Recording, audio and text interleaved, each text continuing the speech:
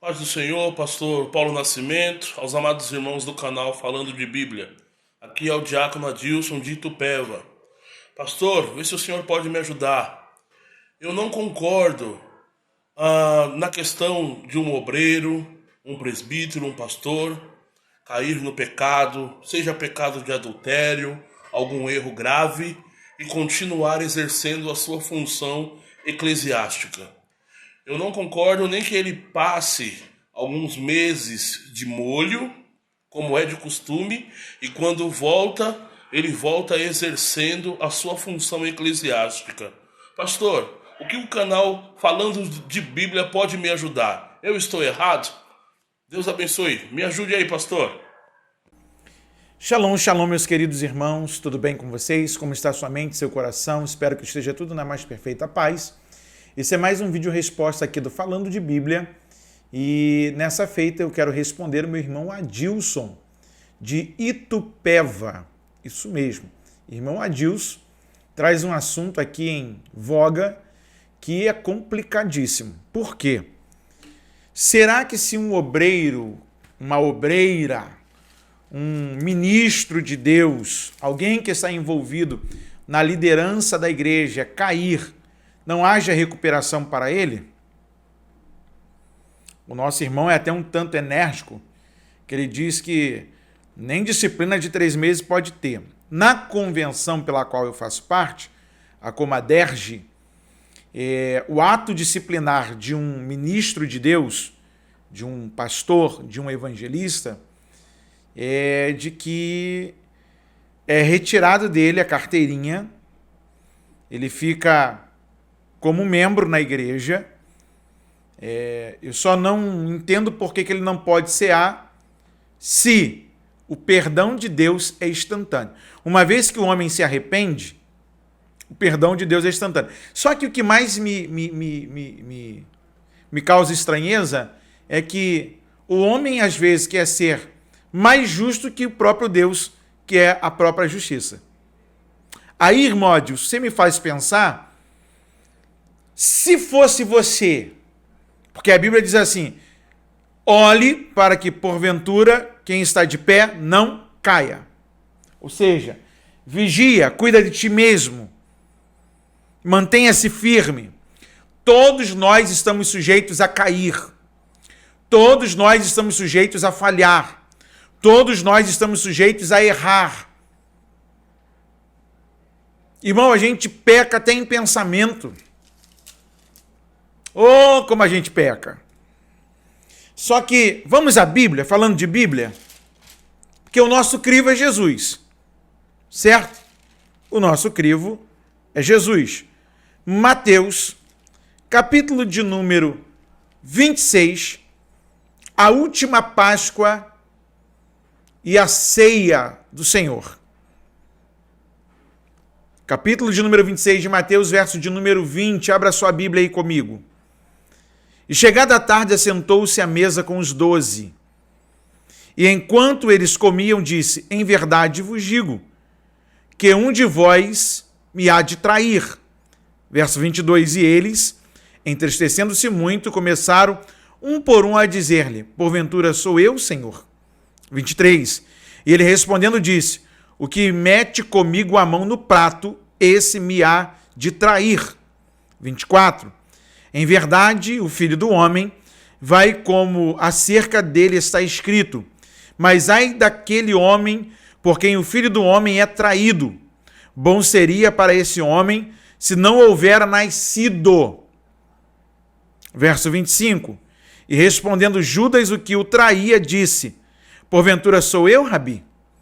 Ele disse, tu disseste. Enquanto comiam, verso 26, Jesus tomou o pão e, abençoando-o, partiu e o deu aos discípulos e disse, tomai e comei, isto é o meu corpo. Verso 27, e tomando o cálice e dando graças, deu-lhe dizendo, bebei dele todos. Todos. Verso 28, porque isto é o meu sangue, o sangue do Novo Testamento, que é derramado por muitos para a remissão dos pecados. 29, e digo-vos que desde agora não beberei deste fruto da vide, até aquele dia em que o beba de novo convosco no reino de meu Pai. E tendo cantado um hino, saíram para o Monte das Oliveiras. Perceba, irmão Adilson, Judas era o traidor, e Yehudá, que era o seu nome em hebraico, que significa louvor. Era um nome tão comum e tão comum até hoje em Israel. Mas ninguém hoje tem coragem de colocar o nome do seu filho de Judas, como está escrito para nós, traduzido no português.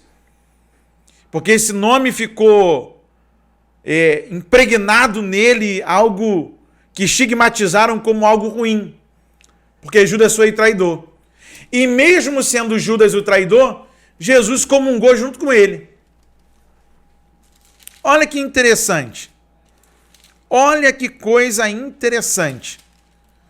Porque ainda, quando Jesus vai preso, no capítulo 26, no verso 47, mantenha a sua Bíblia aberta, falando de Bíblia.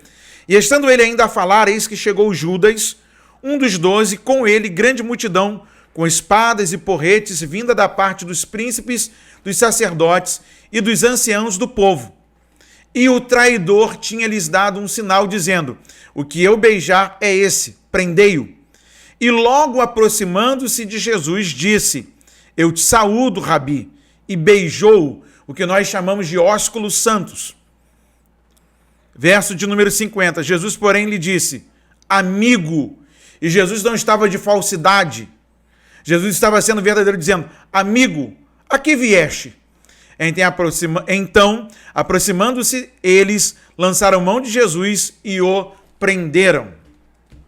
Veja que até na hora da prisão, mesmo Jesus sabendo que Judas irá traí-lo,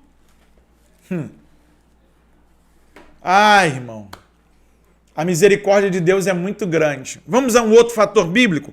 Segunda carta de Paulo a Timóteo, no capítulo de número 4. Porque falta em nós a misericórdia.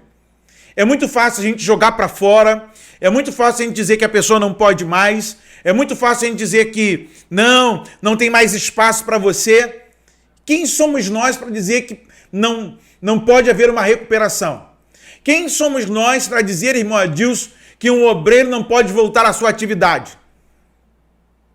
Se houve o arrependimento, se Deus instantaneamente já o perdoou, quem somos nós para não perdoarmos? E outra, irmão, tem gente que para desviar não precisa sair da igreja não, tá? Jeremias 18, a mensagem de Deus para Jeremias é que o vaso se estraga na mão do oleiro, não é quebrar, porque o vaso não estava pronto, ele estava na roda, estava sendo confeccionado, ele se estraga na mão do oleiro. E essa eu aprendi com o pastor Cláudio Gama, quando pregando sobre Jeremias 18. Vaso na mão do oleiro. Ó, isso tem tempo. E aí, a gente olha e diz assim, não, porque, irmão, se o mesmo Deus que o estragou, o refez, quem somos nós para dizer que não pode ou que não deve, se a misericórdia de Deus não tem fim?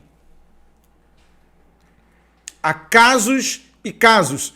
E o único pecado que não tem perdão é o pecado da blasfêmia contra o Espírito Santo. Mas ainda falando de Bíblia, segunda carta de Paulo a Timóteo, no capítulo de número 4, diz assim, verso 9, procura vir ter comigo depressa, porque Demas me desamparou, amando o presente século, e foi para Tessalônica, Crescente para a Galácia, Tito para a Dalmácia. Verso 11, só Lucas está comigo.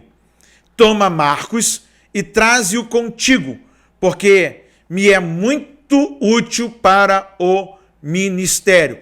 Esse Marcos aqui é o sobrinho de Barnabé, que teve aquela confusão na segunda viagem missionária, que Paulo e Barnabé se separam e quem vai com Paulo é Silas e Barnabé escolhe o João Marcos para ir com ele.